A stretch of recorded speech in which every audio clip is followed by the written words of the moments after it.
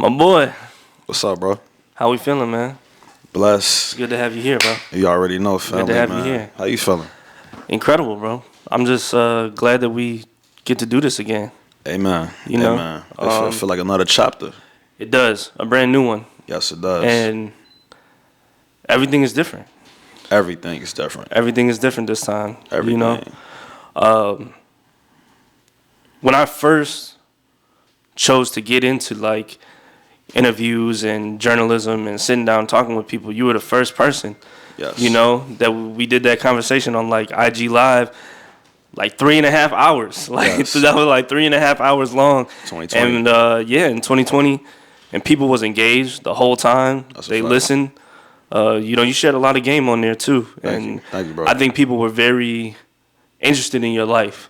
Yes. And you know what a producer is and everything like that. Man, just going back to that time, you know, like Yeah, we it's was all crazy. trying to figure life out as we knew it. The fact that we was in the crib, Yeah. like literally talking to each other through a screen because we couldn't go outside, and now here we are 3.5 years later. You know, like I'm sure we all done had our own walks of life. Yeah. You know, and it's so amazing. You know, I feel like this time around just had way more grace. You know, about life and just way more thankful to wake up, man. I'm Just so thankful. so thankful, bro, to create with just everybody that we working with and just being able to see everybody grow. It's a real blessing. A lot of life has happened Facts. in those 3.5 years. Yeah. You know, so we're here to update the people. That's you a know, fact. on you, that is, on you. Yeah. You feel me? So, you know, one thing that I want to know, like personally, is how do you go about like engaging the world as an artist, right? Like, what is your lens on the world that you live in as an artist? How does the way you live your life affect your artistry?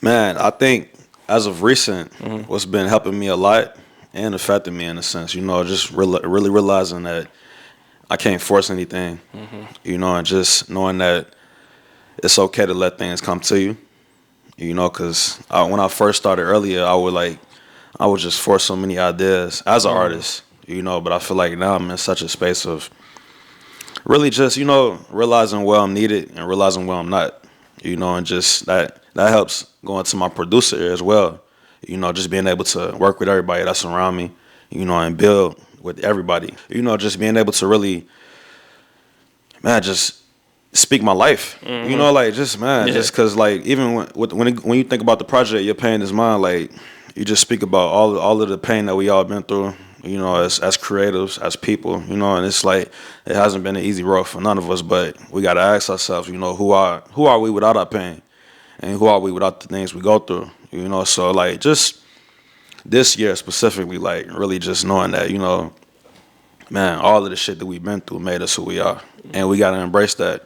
That's a part of our testimony, you know, like whenever I write, it's therapeutic, you know, and it's from the heart, and it's myself speaking life into, you know, any way that I may be feeling about the space that I'm in, you know, and it could be a moment to where God just put me in a position where I need to write about certain things, and I look back and I'll be like, wow, that was a chapter in my life where I needed to grow.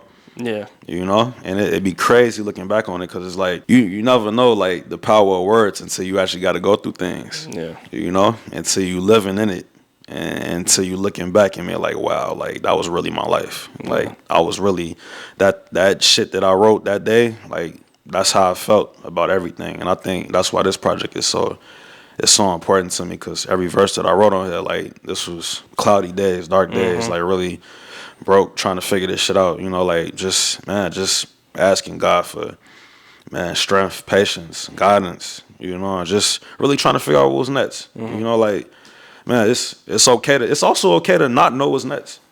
Yeah. You know, like in life we go through these phases where we think we supposed to have it all figured out, and sometimes we just don't have it all figured out. You notice how nobody does? Nobody does. Nobody Like, does? nobody And it's like does. we have that like pressure on ourselves to Yeah. do that. Yeah. Right? Like my next move, my next year. Yes. We talk a lot like 5-year plans, you know, 10-year plans. Like that's so it's not that it's not bad to plan, right? Because like you should have some level of preparation for life. You do got to go with the flow. Yeah, and it's just knowing that, you know, man, life gonna test you. You know, you got to realize that, you know, you built for Yeah. you built for a lot of things, you On know, me. and you look back at those moments and you could never see yourself in that position until you go through it, you know. So you just got to embrace the moment you in, no matter how fucked up it may be. You know, just embrace it and see what you can learn from it. You know, take it all as a lesson. It's never it's never a loss. It's never a setback. It's always something to learn from. It's always something to grow from, you know, and it's just always something to appreciate, Facts. you know. You know, you dropped the name of the album, Your Pain Is Mine, Yes. right?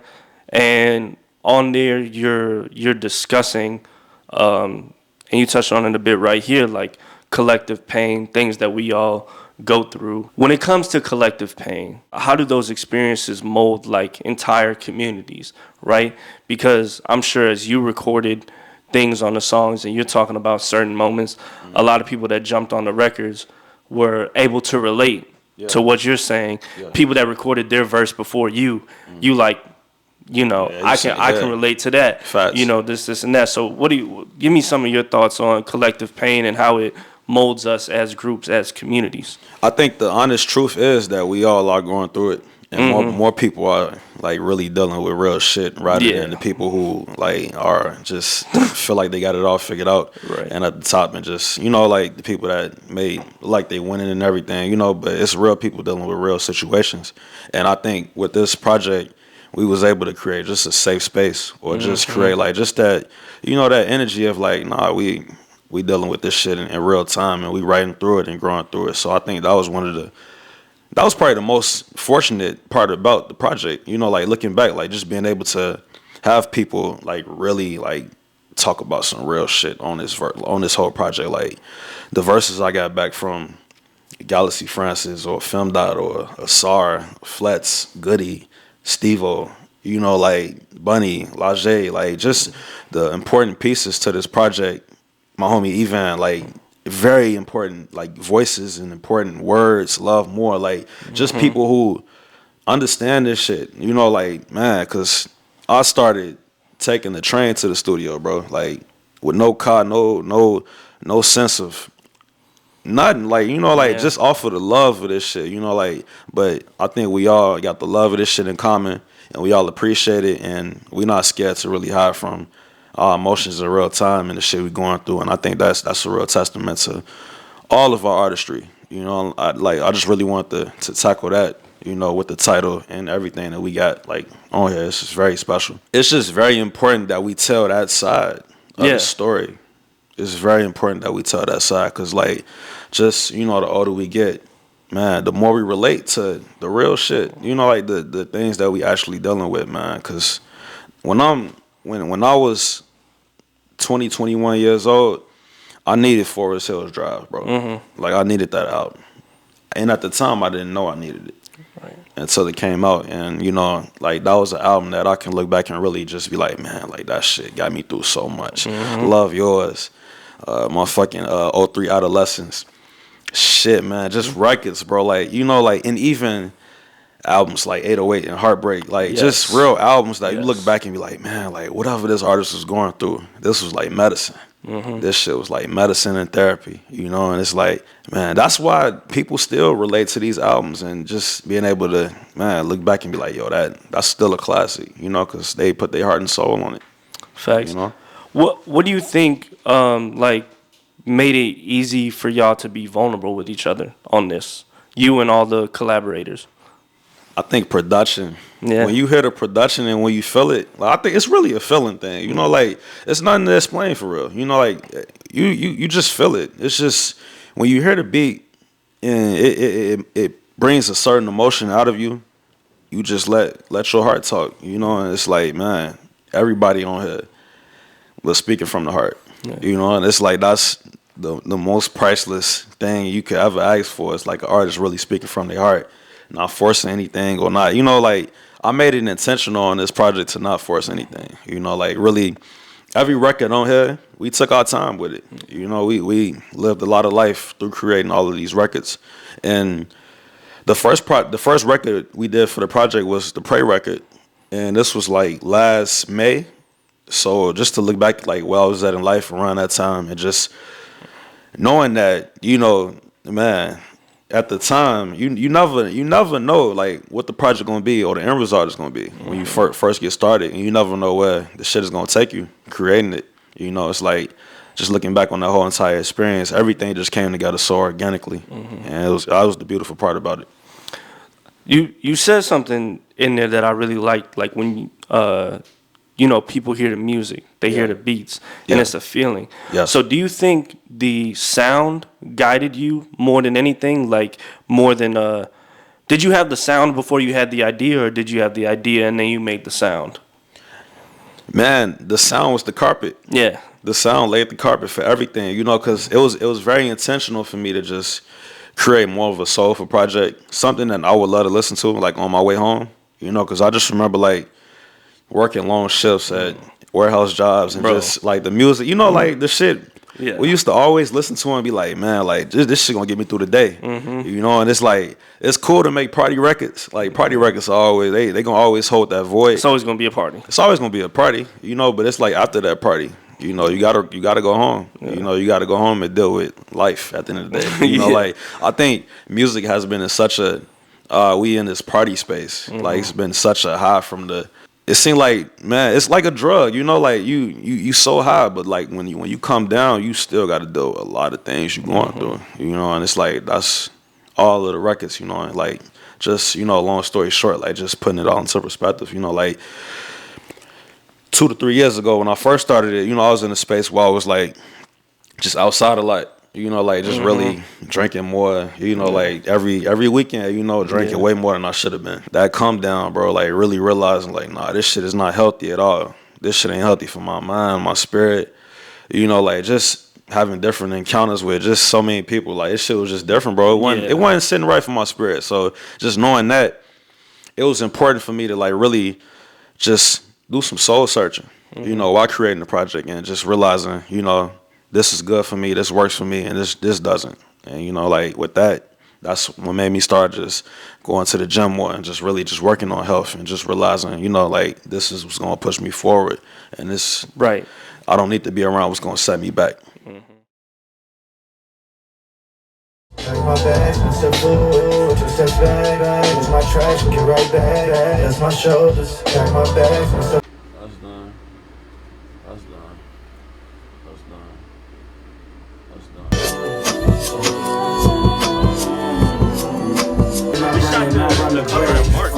Once I smile, the only thing that bring me in the peace. Goody, crazy. I moved on, I far gone, away from past days. All the trauma, I hear my past pain. This beat was so perfect, man. Million bars later, now I'm pulling that Benz out. I'm disappointed once and she tell her. Eyes where my centipede. Me and my tribe got together like the legs on centipedes. And made shit move like paranormal activity. On bended knee, praying to these higher identities. On most of these tracks that we're hearing, you're letting the hook come around again on the back end. That's so essential, bro. We've just been talking about how people's arrangements be piss poor. You feel me? So like, I heard you saying some very old head shit. What? No one knows the verses of any songs on the radio. they don't though. They don't like they don't know the It's only verses. the They know hook. the hooks. They know the hooks and these songs that are popping right now. There's no bridges. Rarely have a third verse. And again, it's just like all on the hook. It's all on the hook. Like, no, that's not even a diss to anybody. That's just like, can you tell me a verse? Of like any of the hot songs right now? How does the verse go? I think it should all complement each other. Yeah. Like when you hit a hook, you should want to go back to the verse. It should mean something. Yeah, it should mean both things should mean something. It always, that's the concept of music. Like shit should be right. Like it should have to mean something. But Like, man, it ain't these days. mainstream. Like it's the feeling is still there. But mainstream makes it hard for people to look at everything in total to be like, nah, quality's still there. You just a minute ago, you dropped hella names. Yeah, yeah. So you have a lot of collaborators on this project. Yeah. Right. Which is common for a producer like album, Yeah. is to have like a lot of collaboration. Yeah. But how did you go about picking those people? Like, what was that process like? How did you know like who you wanted to work with? How'd you get to that space? Man, honestly, bro, last year I had like a moment in a session with Timbaland. last year in Miami. And one thing that I picked up from that session was, damn, like he in here, he got everybody in here. Yeah. So with that energy, I just took that energy back to Chicago, and I was like, damn. I looked around, like we got it. We got everything we asking for. Like all of the talent, the best singers, the best artists, the best rappers, the best producers, in my opinion. Like, so it's just all about just being able to step in that room with other creatives and just coming out with a record or idea, or just seeing the idea and seeing how far I can go. You know, like even when we was doing the sessions earlier this year and we was documenting everything, just everybody heard all of those beats for the first time. Oh yeah, true. Yeah, everybody heard everything. Oh yeah, all those sessions were like live, Live sessions. Yeah. Yeah, like so just seeing the creativity that can come out of playing those records in real time, like that's what it's about. and we was packed in there too. It was packed. We had like was yeah. easily 10, 15 deep Yes. in every single one of those sessions. And Yeah. I didn't even go to all of them. You had probably like 6 or 7. Yeah. I was only able to make like 3. Yeah, bro. So yeah, y'all was doing a lot of work in there. And that's crazy Yeah. too that they were hearing all those beats for the first time. Everybody heard all of those beats for the first time. So like just that was one of the things that I wanted to like really capitalize in that moment. Like just being able to like pick everybody out and know like, nah, when they hear this beat, they gonna say some shit on here. Or they gonna have a crazy idea or a melody like that fit right here. And it's like, nah, that shit stuck. Like, so it's like, I think us as producers, it's important for us to really just create that lane or set that carpet, you know, like for the artists that we working with, because the artists, they can only go so far as the producer take them, you know, so we got to take pride in that as producers as well. That was one of my intentions with making this a compilation project, just knowing that we have so much talent in Chicago and just really embracing that, what we all at right now. It's very special. You talk about working with Timbaland in Miami probably like a year and a half ago. Me, you, and Flex got to sit in on some sessions with some vets from around here and whatnot. So talk a little bit about the process of like, you know, seeing people that's been in that mode, you know, been high up in this industry and like taking the good things that they do and applying it to what you're doing. Yeah, that's important right there. Being able to just be in every session and just realize what's dope about it and what can you learn from it, you know, and what works for every artist, because different things may work for different artists or producers. Like certain people may need, you know, they space clean. You know, so me personally, I got OCD, so I gotta clean the whole entire space before I make a beat. So that's important. Like, but just seeing how people process, you know, how different processes everybody have. You know, like just being able to really. And also one of the sessions I had earlier, I think this was 2 years ago, everybody would mic up the room and and like play a bunch of beats. And like that really stood out to me because you was seeing like just the art in real time. You was getting the ideas in real time. So that was very I remember important. you mentioning that. That shit changed my whole perspective on like making a project. Cause like the first idea, I feel like the first idea you got in your mind is always the one. Anything else, you really kind of, nah.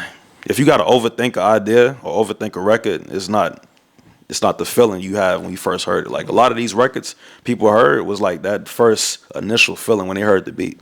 So you believe in, you know, doing a lot of creative things intuitively. Yeah, on the spot. Like, you know, like if you feel that idea, just of course take your time with it, but definitely create that basis. You know, like that blueprint, the idea of like, okay, nah, I want to build on this, but I want to record this immediately. You know, making music, recording music, you lose a lot of ideas in the process. Exactly. That's why like one of the most important things too is like just having the voice memos ready. Yeah. You know, like if somebody playing a bunch of beats in the studio, you want to voice memo that idea. You don't want to lose that idea, you know, because you'll be forcing anything else. I wanna talk a bit about, you know, what we as in Rich Vision have had going on for a little minute. And just more so your experience, your journey since what, 2015, 2016? Yeah, 2016. Hard to be humble. Yeah. What has that process been like for you growing with one artist, and what has it taught you that you've been able to apply to now this work that you're doing with many different people? Man, Fletch has taught me like the power of like speaking things into existence. Like a lot of Fletch's early lyrics, he spoke a lot of things into existence. Where he's at right now, he spoke that shit like 7, 8 years ago. You know, so I think that's important to really, as a producer, we got to see that in artists, just knowing the fact that they able to really just be great and not force any sound and be great being them. You know, like, and also just, I think with Flex, one of the best things about him was that he's able to really pivot through both sounds. You know, like with more turnt records, but he's able to do like very great soulful records as well. And that speaks to his artistry. I seen that early on when we was creating Hard to Be Humble and we was doing records like Vent. You know, like just records like that. The fact that he was 20, 21, 22 doing that record, like that always stood out to me. You know? To have a record like Vent Yeah. simultaneously while you have a record like Nightmare, Exactly. that's a lot of range. Yeah, that's a lot of range right there, man. Just like that balance though. That's what create a real artist. Because you know, like when you think of Jay, of course you got you got Jigga What, Jigga Who, but you also got records like, you feel me, like, man, shit, Blueprint, Mama Loves Me. Like, you got the balance, the duality, like being able to show both sides and not run from that too. Because a lot of artists can be scared to show the other side. You know, and that's what makes Flex special. Facts. You know? I'm gonna put you on the spot a little bit. Talk to me. So soulful Flex or a hard Flex? Soulful Flex, 1,000%. Yeah. Because it's like, man, just that bag that he get in. Like, It'd be that life. he do the hard shit in his life sleep. talk. He do the hard shit in his sleep. Yeah. But I think we will both say soulful Flex. Cause it's I say challenging. soulful Flex too. Yeah, it's challenging. Yeah. It's challenging. It brings ideas and thoughts out of you that's really from the heart. You know, like you gotta sometimes you gotta sit with an idea and really grow. Hammer it out. Yeah, just really, you know, you speaking from real situations, you know. It's important. Working with one artist for so long, right? How do you apply that now when you form new relationships with artists? Like how does that relationship and that experience inform what you do now? Man, it's just important to see it early. Yeah. Like, see the greatness in the artist and just seeing how much they care about it. You know, how much they care about their own art. Because, like, when it comes to Flex, like, he cared about it, like, from the jump. And, you know, like, with everybody that I work with now, they care about it. You know, like, Lajay, Love, Moore, and Goody, Steve-O, like, everybody that I'm building with right now, like, they just care about it. They willing to really take that extra mile and just sacrifice a lot. You know, and that's something that I really pay attention to when it comes to artists. Like, you gotta... The passion, you know, like, do you give a fuck about this shit or not? Like, do you really care about this shit? You can always tell. When we speaking about longevity and really 10, 20 years along the line, we want to be able to have art that we can look back and be like, man, we was able to grow with that. That was a timepiece in our life. You know, like, I was at that point in my life and I grew from that. You know, like, that's a real artist. You know, and that's what I'm in it for. Like I said, I was in some of the sessions and the sound is different. The sound is a lot different, right? So you've been like broadening your horizons in that area. Yeah. What kind of goes into like you expanding your sound? What is the the goal with that? Yeah, I think really just being real with myself, you know, like realizing on Hard to Be Humble, it was a lot of the same drums I was using, a lot of the same fucking drums. Like, I'll look back and listen to that project. I can't even listen to most of it, you know, but I think that's a testament to my growth, you know, like being able to say, okay, this is what wasn't working for me and this is how I can grow as a producer. And as an artist, I think what I learned a lot about this project is just learning that I don't have to force my voice on a lot of records. You know, like my presence is going to be felt with or without being on the records. You know, like just making sure that feeling is there.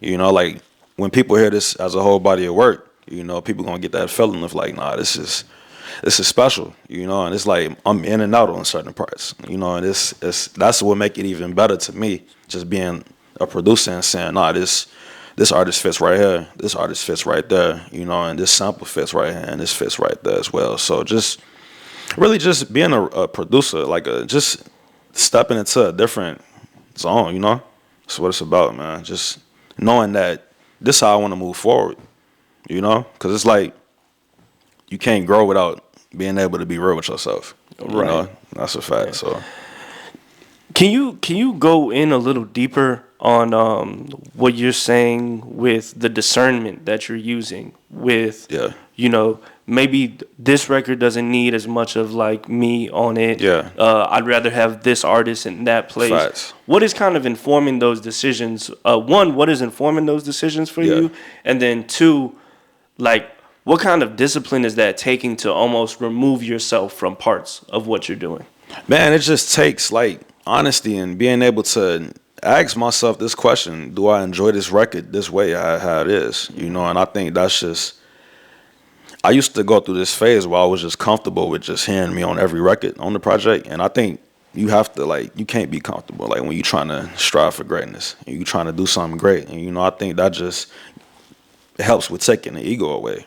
You know, because it's all ego at the end of the day. You know, like, oh no, shit, I need to be on all of these shits. No, I don't. Like, you know, And you are though, in a way, right? Like yeah. it's your album. Yeah, it's your production the whole way. Yes, it speaks differently in different ways, you know, like production wise, you know, like being able to just showcase myself as a producer in different ways. I think that just, it speaks more than anything, you know, because that's how I came into music, you know, as a producer, and just learning how to get better and just really striving, you know, for the information to grow and just look at the greats and be like, damn, how did they do it? And just, you know, like just moments like that. And also just, man, just knowing that the void just needs to be filled.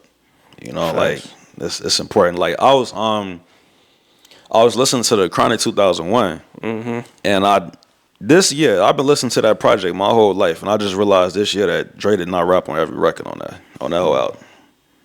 That's like he didn't rap on Explosive. He doesn't. He doesn't rap on Explosive, but that's still one of the biggest records on that project. So like, you know, it's important, you know, as producers to know, you know, like what we needed and what we not. Yeah. It's crazy because some people say that's his best song. Explosive? Yeah. Who say that? A lot of people say that. Yeah. A lot of people say that. And, The beat is and crazy. it's funny because I feel like you when you ask that question. I know exactly it's a good beat. He's You not, feel me? he not even rapping on that. That's crazy. Yeah. But no, production wise, Chronic 2001, that's a great way to really like just, that was one of the blueprints production wise, like that I really want to just build off on, like just the way that project flowed from beginning to end, like, and all the pieces that was a part of that. That was very important. As you grow and as you change your sound, right? Is there like any kind of music that you maybe want to make that you're like not making yet, or you just haven't had a chance to make the record yet? Like any kind of genre or maybe even artist that you're trying to, you know, pair up with or make? Yeah, I think the more we continue to live life, the more it's going to continue to just fit and make sense for the moment we in. You know, I don't want to rush anything, you know, like, but I'm always open to doing everything, you know, and I think that's the most fun part about all of this shit. Like, we can't be put in one box, just as creatives, not only as producers, but just as creatives in general, just knowing that everything we do, we're going to put our heart and our soul in it, you know, and like, when we put it out, it's going to be that, you know, it's going to be special because we actually care about what we putting out, you know, like from instrumental tapes to collab projects with artists that we working with. Like, you know, I want to do more of that as well in 2024. Like just executive producing like a lot of projects that I work with, a lot of artists, you know, just being able to do smaller projects as well. Lock in and really just work with everybody that we then built the rapport with on this project. You gonna drop them seven songs, them type things, I love some it. EPs and whatnot? Yeah. Nice. It's that's what it's about. We need more of that. We need more just art, like, you know, like we need more just focused and just, man, projects, well-produced projects. Was there anybody specifically on this album that you worked with that like really surprised you, that like really stepped up to the plate and you're like, man, they killed that track? Like I knew they could do it, but like then they did it and it was crazy. Everybody verse was crazy, you know, but I think really just all of us, like, really just, man, because it's like you don't see it until it happens. You know, like, even certain records that I wrote, like, I'm like, man, I never seen this record coming out this way until you go in the studio and you create the idea. Like, the Running record with Cassius Tate, like, the verse he spit on that, like, you can't rehearse that. You know, he went in there and one take the emotion through that record. Like, I remember that day. Yeah, bro, like, just everybody in the studio, it was 15, 20 people in there, and people was like, they just froze, and they're like, nah, this shit is crazy. Like, just moments like, getting the verse from Film Dot, like that was 2 minutes. You know, like you listening, I'm playing it in the studio for the first time, and everybody like, yo, what the fuck is this? You know, like the intro, you got an intro from Asar. Like he wrote his verse in 30 minutes, and he has so many bars on here, bro. Like the shit is crazy. Like the record that I got back from Goody called "Wash My Hands," shit is crazy. I got another record from Fletch Sinatra. The verse on that is like, bro, it's crazy on here, bro. It's like it's priceless, man. It's just it's something that I'm very grateful for. You know, I can't put one above the other because it's all just a constant emotion that I'm really just being able to appreciate, man. Mm-hmm. You know, everybody snapped on this shit. And one thing I do want to talk about and address like a little bit.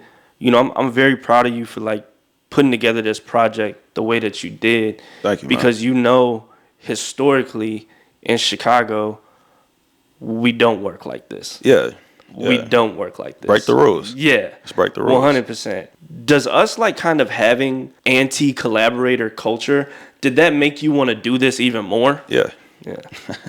A lot of things made me want to do this, man. But just life. Yeah. Life, man. Life is amazing. And I'm just thankful to God that we all here right now creating the art that we creating, you know, because it's no coincidence, you know, like these sessions that we in, the sessions that we was in creating the music, like I knew for a fact that it was all God, like it was all bigger than us. You know, I think that's the most important part, just realizing like, not only for the city, but just for music in general. When we just knowing something great is happening, you got to capitalize on it and really just know what it is and know that it's happening in real time. You know, and I used to have a hard time dealing with that too, because it's like I have being present. Yeah, being very present. Like I'd be so head down just working, and it's like, all right, that's cool. Nets. When we did we went platinum with the Pooh Shiesty record, I never really celebrated. Yeah. It was like just another. It's like, okay, you did this, but like, what's next? You know, I never felt like finally. You know, like I never had that moment. And I don't think I ever will like have that moment of like finally. You know, but I know for a fact like we got to continue to create art that feels good to us, and I think that's gonna be the shit that speaks for us. Like just it speaks for itself, you know, because it's like the older we get, we have like younger people that's looking up to us and the shit that we all doing. Like everybody a part of this project, they have people that's like, yo, like I love the music you creating, I love the ideas you putting together. So it's like just everybody, they are leaders in their own right. So it's like Wu-Tang, man. Like when everybody come together, man, this shit is just we stronger together. We all stronger together, man. So this shit can't be done without community. Yeah. It cannot be done without community at all. At all. You know, like this shit, it starts and ends with all of us. You know, and I think that's a very important thing to bring up, because I think people don't really grasp more so like the nature of our organization. You know, like just Rich Vision as a whole, like how much work we actually do together. Yeah. And again, it's like not a cultural norm like where we're at for artists to work together. Yeah, I think it take a certain level of being aware of knowing the time that we in. You know, because you look back at all the great eras when everybody was working with each other. I think they had that moment of like, nah, this is something great. Like, this is great. Like, we in this room for a reason. Like, when Neptunes used to have the collabs and Timbaland and Kanye used to be working with a lot of people from the city, like, I'm sure they knew, like, nah, shit is happening. You know, we got to capitalize. They probably didn't know how big it was going to be decades from now, but, you know, it played a major part, you know, to get it done and to get it out. Get it out. Don't hold it. You know, you got something special. Don't wait to, hold it. I think that was one of the most important things I learned too. Like just being able to really capitalize on this feeling that we all having, and just being able to let the people feel it as well. You know? Your Pain Is Mine, the album. What is something you want people to know? Pain is real. Resilience, empathy, and struggle, man. Like pain taught me how to love. Pain taught me a lot of shit. Pain made me who I am. You know, who am I without the highs and the lows? Like, who am I without the shit that I go through? Who are we all without the shit that we go through? You know, and it's important to know that, like we all go through it to learn from it, to gain from it, to grow from it. We can cry through it, As long as we be able to, if we fall down, as long as we be able to pick ourselves back up and just, know that it's gonna be a better tomorrow.